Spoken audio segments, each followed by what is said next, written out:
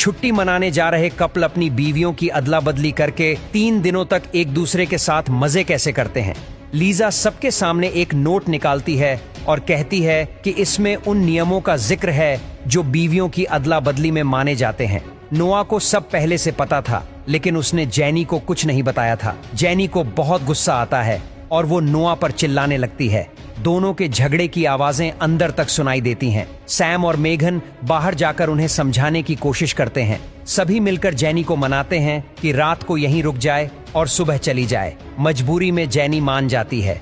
अगली सुबह सभी नाश्ता करते हैं। जैनी जाने की तैयारी करने लगती है, लेकिन मेघन उसे रोकती है और कहती है कि तुम्हारे पति ने हमें बताया है कि तुम दोनों की शादी में कोई भावनात्मक रिश्ता नहीं बचा। कम से कम अपने पति की खुशी के लिए ही सही इस अदला बदली में शामिल हो जाओ। जैनी बहुत सोचती है और आखिरकार हाँ कर देती है। इसके बाद पर्चियों के जरिए तय किया जाता है कि किसका पार्टनर किसके साथ रहेगा।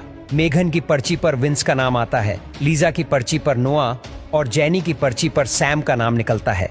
सभी खुश नजर आते हैं सिवाय लीजा के, जो नोआ के साथ खुश नहीं थी। वो सैम के साथ रहना चाहती थी।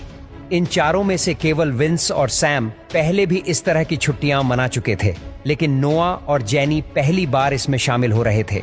शाम को सभी अपने अपने पार्टनर्स के साथ वक्त बिताने लगते हैं। नोआ लीजा के साथ रनिंग करने जाता है, लेकिन जल्दी ही थक जाता है। उधर सैम और जैनी अच्छे से घुल मिल जाते हैं। रात को लीजा एक बार फिर नियमों की बात करती है। कैबिन में जो भी होगा वो सिर्फ यहीं तक सीमित रहेगा। घर लौटने के बाद कोई किसी से सवाल नहीं करेगा।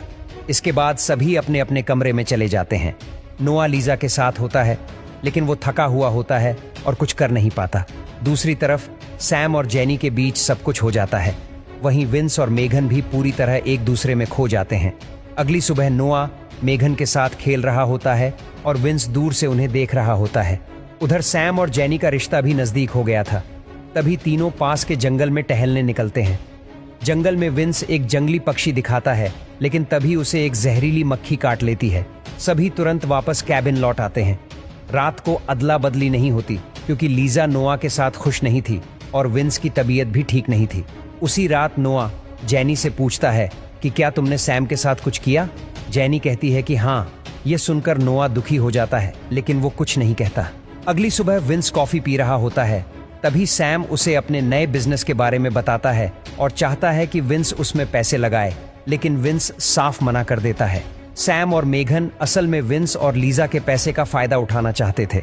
उधर लीजा और मेघन साथ में रनिंग कर रही होती हैं।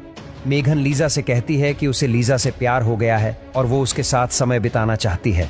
लीजा शुरुआत में थोड़ा खुलती है, लेकिन फिर मेघन को झिड़क देती है। मेघन को ये अपमान सहन नहीं होता और वो सैम के पास जाकर सब बताती है। दरअसल सैम और मेघन दोनों बहुत चालाक थे। उनका मकसद सिर्फ पैसे और फायदे का था। लीजा को फंसाकर मेघन चाहती थी कि वो भविष्य में उसकी मदद करे और विंस को अपने बिजनेस में फंसा सके, लेकिन उनकी योजना पूरी तरह फेल हो गई। उधर नोआ और जैनी के बीच रिश्ता सुधरने लगा था। उन्होंने तय कर लिया था कि अब वे दोबारा कभी पार्टनर स्वैप जैसी चीज में हिस्सा नहीं लेंगे। अपने रिश्ते को बचाना उनके लिए सबसे जरूरी हो गया था। कहानी के अंत में विंस लीजा से कहता है कि उसे मेघन से प्यार हो गया है और वो उसके साथ रहना चाहता है, लेकिन लीजा उसे समझाती है कि यह सिर्फ एक खेल था, इसे असल जिंदगी में नहीं लाना चाहिए। विंस लीजा की बात मानने को तैयार नहीं होता। लीजा गुस्से में उसे छोड़ देती है। सैम और मेघन कैबिन छोड़ने की तैयारी करते हैं। लीजा अपने कमरे में होती है और सैम अकेले उससे मिलने आता है। वहीं विंस मेघन से कहता है कि उसे प्यार हो गया है, लेकिन मेघन हंसकर जवाब देती है, मैं सिर्फ मतलब के लिए आई थी। कभी कभी खेल भी रिश्तों की जड़ें हिला देते हैं। किसी के लिए ये मजा हो सकता है, लेकिन किसी के लिए दर्द।